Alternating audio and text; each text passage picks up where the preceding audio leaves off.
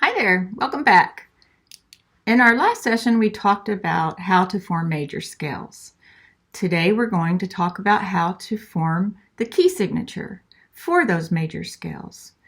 As you recall, major scales are built on a series of whole steps and half steps. Sometimes, except for in the key of C, we have to add accidentals, whether they are sharps or flats, in order to achieve our pattern of whole, whole, half, whole, whole, whole, half. So, as we said, you can create a key signature, which is a configuration of sharps or flats that we add at the beginning next to our treble clef that will tell us what key we are in, instead of writing the sharps or flats next to each note. So let's take, for example, we will create one more scale here, and let's do the key of E. So we start on E. To make a whole step, where do we go? We go to F sharp. To make another whole step, where do we go? We go to G sharp. And now we need our half step. We have whole, whole, we need a half step. So here's our half step. We're back to whole steps. From A to B is a whole step. Now we need another whole step. How do we get that? We have to make the C a sharp, correct. Now to go up a whole step from C sharp, where do we have to go? Correct, D sharp. Now we want our half step between scale steps 7 and 1, and so we come back to E. Okay, so now we have whole, whole, half, whole, whole, whole, half. 3 to 4 is our half, 7 to 1 is our half. Now let's see what the sharps we have. We have an F sharp, we have a G sharp, a C sharp, and a D sharp. Now when we make a key signature, instead of just coming over here and writing F, G, C, D, we have an order that we use that makes it simple to go from one key to the next key. We start with our F sharp, and every time we add a new sharp, we go up a fifth, and it happens to turn out that that's how it will be in our scale. So the next one, if we go up a fifth from F, if you put your thumb on F, where is your 5-finger pattern that will give you what is the fifth note that you will find? Correct. It is a C sharp. Now go up from C sharp with your thumb on C sharp and go up a fifth, and what is your note? Yes, G sharp. And now if you go up a fifth from G sharp with your thumb on G sharp and go up a fifth, what is the next sharp that you have? Correct. It is a D sharp. Let's see if that's correct. We have an F sharp, we have a C sharp, we have a G sharp, and we have a D sharp. That's right.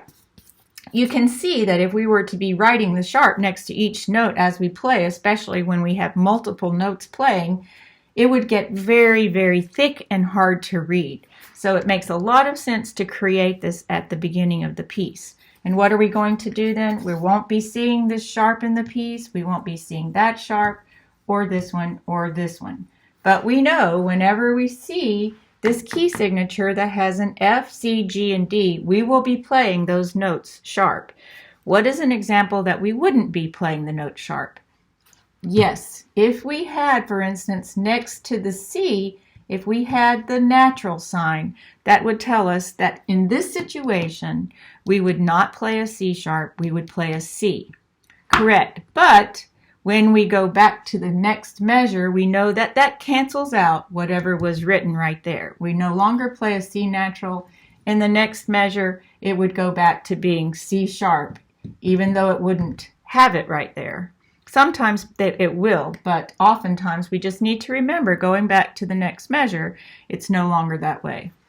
Okay, so now to read, how do we read what key we're in? What is our tonic going to be? There's this quick little trick that tells us what key we're in by following this pattern.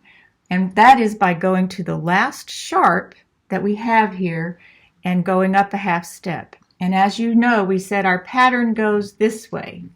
That's F, C, G, D. The next one would be A down here. And the next one would be E, and so forth. So this is how we're reading our pattern of sharps. So if we wanted to go and find out when we had these 4 sharps for E, if we go up a half step from the last sharp, first, second, third, fourth, our half step up from D sharp is an E. And that was the note, that was the scale we just created and ended up with 4 sharps. So if we had another sharp, if we had 5 sharps going in our configuration, going up a half step would be the letter B. And that would be the scale you're in. If you turn in your books to page 70, it gives you examples all the way through on 70 and 71. It creates the scale for you, and at the beginning of the scale, after they have written out the scale based on whole and half steps, it shows you what that key signature would look like. Now when we do the flats, when we end up, let's take for example the key of F. F is our tonic. A whole step up is a G. Another whole step up is an A. Now we need a half step. From A to what is a half step? It's not going to be a sharp this time, correct? Because we need some kind of B, and from A to B flat is a half step. Now we go back, another whole,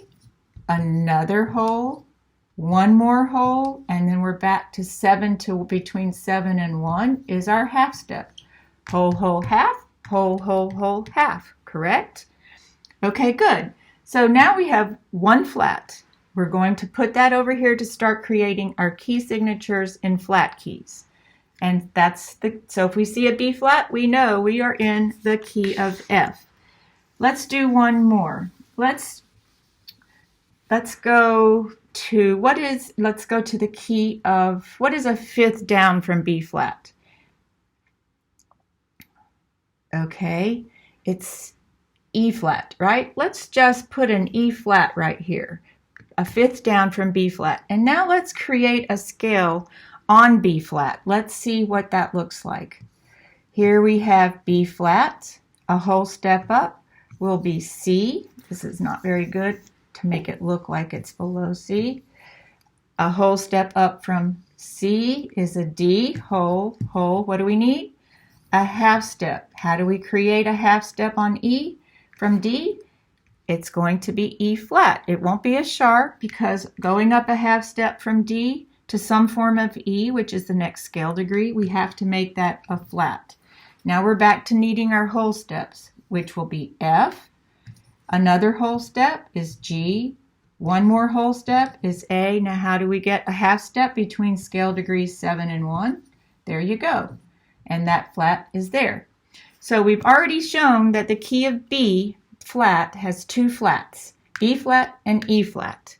How do we write that to create the key signature for B flat? We actually go backwards from what we do when we're doing our sharp keys. As you recall, we went up. When the first sharp is F, we went up a 5th. The next one was C sharp. The next one up a 5th is G sharp. When we do our flats, we're going to go the opposite direction. So from B flat down a 5th, if you put your pinky on B flat and go down a 5th, you'll end up on E flat. If you put your pinky now on E flat and go down a 5th, you come to A flat. So that would be our next one. If you go down from A flat, you come to D flat. Okay, so now the last thing I want you to know is the trick for determining what major key you're in when you have an order of flats, which start first, second, third, fourth, etc., always going down a 5th. We look to the next to the last flat that we have in our key signature. Here, it's an A flat. I'm sorry.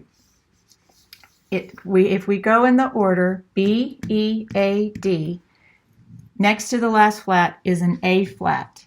If you create your scale on A flat, which they would show you how to do in the book, you will find that you end up with 4 flats. So that's the secret to doing flats.